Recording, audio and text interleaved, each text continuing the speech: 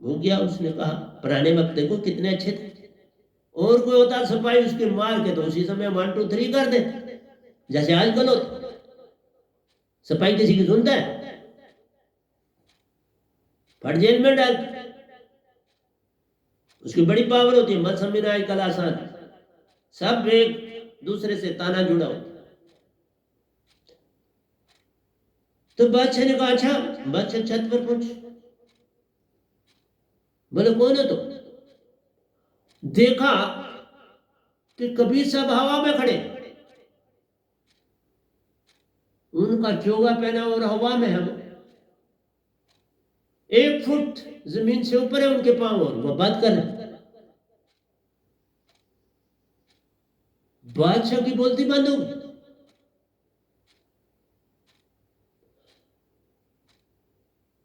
बादशाह को कहने लगे एक तो मेरा ऊंट मिल भी जाता है तो मैंने इस सराय में कुछ दिन काटने, इस सराय में मुझे रहना है। बादशाह ने कहा साहब ये तो मेरा महल है, ये सराय नहीं। कबीर साहब ने कहा मैं जब पहले यहां आया था तो कोई और बादशाह था, तुम तो थे नहीं, तुम कब से आए? उन्होंने कहा जो पहले बादशाह थे वो मेरे पिता थे, उनका देहांत हो गया और अब मैं राज कर रहा। उन्होंने कहा कि उसके तेरे पिता से भी पहले मैं आया था, उनका ऐसा ऐसा रूपरेखा थी, बड़ा मुकुट पहनते थे, बड़ी अच्छी ऊंची बॉडी थी उनकी, बड़े रोबीले थे, बड़ी मूछें वगैरह रखी थी। वो कौन थे? उसने कहा वो मेरे दादाजी थे, क्योंकि अभी भी उनका फोटो लगा हुआ है, ऐसी शक्ल मेरे दादा की थी। उन्होंने कहा तेरे पिता रहे तो तेरे दादा रहे, ना आज पिता है ना दादा है और तू है। और जो घर होता है, जो महल होता है, वो तो कभी उजड़ता ही नहीं। जो महल है, कबीर से ने कहा जो मेरा महल है मेरे सतपुरुष का, और जो मेरा घर है वो तो कभी उजड़ता ही नहीं, उसे कोई उजाड़ ही नहीं सकता। तो जो उजड़ जाए वो घर कहाँ होता है, वो महल कहाँ होता है? मैं उस देश का वासी हूं, उस घर का वासी हूं जो कभी उजड़ता ही नहीं। और देख तेरे दादा को भी देखा, तेरे पिता को भी देखा, तेरे को भी देखा, मैं कभी मरा भी नहीं। ना मैं मरा, ना मेरा घर उजड़ा, ना उजड़ेगा, ना मैं कभी मरूंगा। तुम क्यों मर रहे हो? वो उनके चरणों में पड़ गया, कहने लगा ये मुझे समझाओ।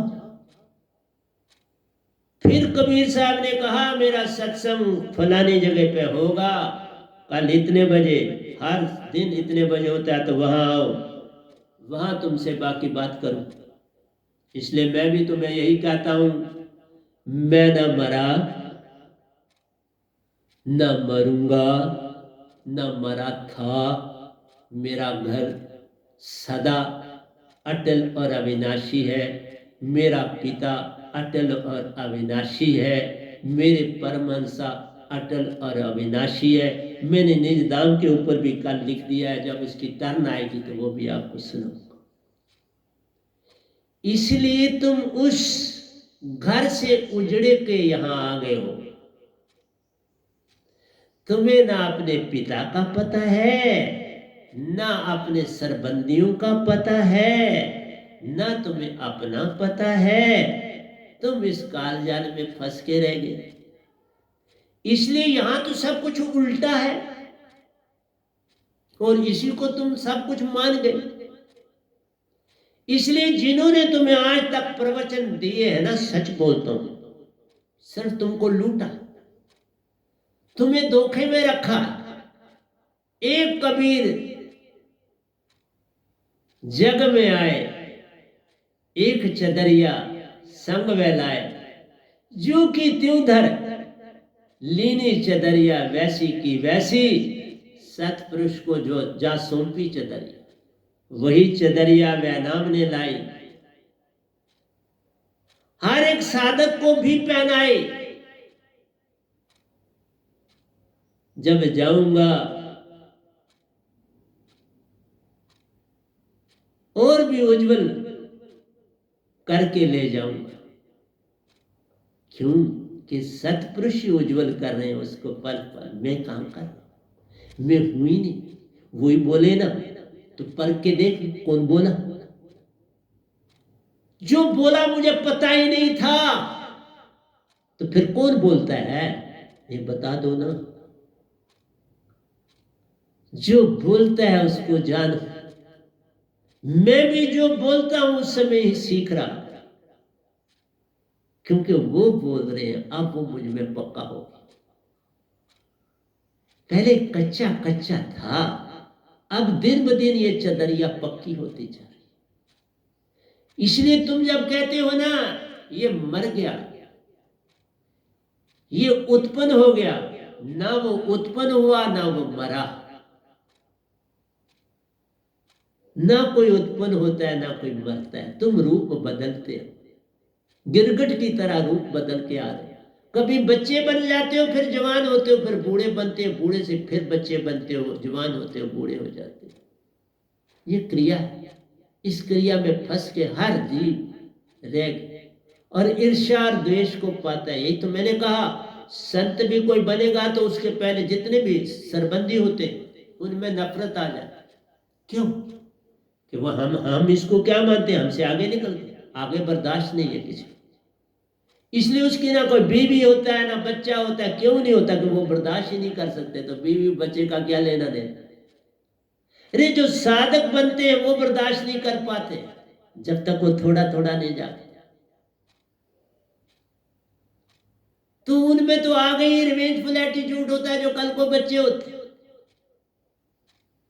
बाबा नानक की बात आपको सुनाई थी, बाला और मर्दाना संग में, संग है दोनों बेटे। वो हर समय करमंडल संग में रखते थे। उन्होंने चल रहे थे तो आगे कहीं दलदल था और नजदीकी कुआं भी था, उनको पता था। वहां उन्होंने करमंडल अपना फेंक दिया। बाबा ने पहले अपने बड़े बेटे को कहा, जाओ वो करमंडल उठा के ले आओ। बड़े बेटे ने कहा, करमंडल आपका तो 1 पैसे का है, नया ले लेंगे, खरीद लेंगे। ये कीचड़ है बड़ा। छोटा भाई भी बोल पड़ा, क्यों बड़े को भेज रहे हो? इस कीचड़ में मैं भी नहीं जाऊंगा अगर मुझे भेजते तो। इतना दलदल है, ऊपर तक मैं माटी से लथपथ हो जाऊंगा और करमंडल भी जो होगा वो भी पानी माटी से लग, फिर कहीं कुआं ढूंढना पड़ेगा। अपने आप को धोऊंगा, इस करमंडल को धोऊंगा, पजामा भी गीला हो जाएगा, उसको ऊपर कर लूंगा। लेकिन इतने झंझट करने से 1 पैसे में हम और ले लें। बाबा नानक चुप रहे। फिर उन्होंने बाला को कहा, बाला जाना। बाला दौड़ के गया, फटाफट करमंडल उठाया, पानी को अपने अपने पजामे को धोया और ऊपर फटाफट किया, साफ सुथरा करके अपने पानी भी भर के करमंडल में बाबा जी के साथ के लिए लिया। कितना खुश हो। इसलिए प्यारी सत्संग जी, कौन जाने आप बाबा नानक की महिमा, आप उनका गुण गाते, उनकी महिमा तब जाने किसी ने जाने। जिया नु डांगा तो मोया नु बांगा। बड़े दुख देखे उन्होंने जगह जगह, लेकिन बड़ा संसार जगाया, बड़ा काम किया। ये सब इकट्ठे एक ही युग में हुए। बाबा नानक, कबीर साहब, रविदास जी, दादू पलटू, एक ही युग में।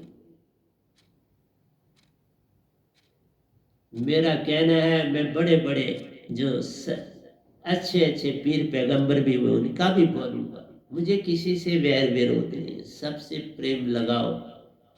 मैं सबके साथ अपने आप को जोड़ के चलना चाहता हूँ। प्यारी सत्संग, मुझे किसी से कोई बैर विरोध नहीं। एक से आए एक में जाना, वही सबका सत्य ठिकाना। तू भटका इस जग में रहता, आया हूं उस देश से प्यारो, लेकर मुझे तुम सबको संग है जाना। मानो या ना मानो, आज नहीं तो कल मानोगे, ये ड्यूटी अब मेरी लग गई प्यारो, इसे तो मुझे निभाना है। चाहे इसके लिए कई तन बदलने पड़ जाए, वो भी बदलता जाऊंगा, पर संग में तुमको अपने निज घर अपने ले जाऊंगा, क्योंकि तुम मेरे सरबंदी हो। हर जीव मेरा सरबंदी है, अब मैं खाली नहीं जाऊं, अकेला नहीं जाऊं। पहले भारत को जगाना है, फिर जैसा हुक्म आएगा सतपुरुष से वह भी मुझे निभाना है।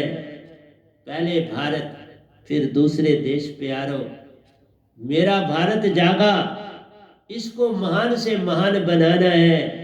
इसकी महिमा हर ओर फैलेगी, इसका झंडा लहराना है, हर ओर इसका झंडा होगा, यही महान कहलाएगा। सभी ऋषि मुनि इस भारत में आते, उनकी शान बढ़ानी है। उनकी चदरिया जैसी की तैसी वैसी ही रह जानी है। तो इस तरह से प्यारी सत्संग जी, मैं आज का सत्संग यहाँ रोकता हूँ। तो वही कहा, एक दोए की एक लाइन भी पूरी नहीं हुई तो सत्संग खत्म हो गया ना। इसलिए कौन बोलने वाला? मेरा सतपुरुष आप ही बोले, आप ही देवे, आप ही कारण करण करावन हार रे। मैं तो छोटा सा दासा उनका, क्या करूं भी खान रे। उनकी महिमा क्या कहूं, मेरे पास कोई शब्द ही नहीं उनकी महिमा गाने का। तो प्यारी सत्संग जी, प्यार से कहिए सतगुरु सतनाम सत साहिब जी, सतगुरु सतनाम सत साहिब जी, सतगुरु सतनाम सत साहिब जी। बोल सतगुरुदेव महाराज की जय, सतगुरुदेव महाराज की जय, सतगुरुदेव महाराज की जय। आज के सत्संग के आनंद की जय, आज के सत्संग के आनंद की जय, आज के सत्संग के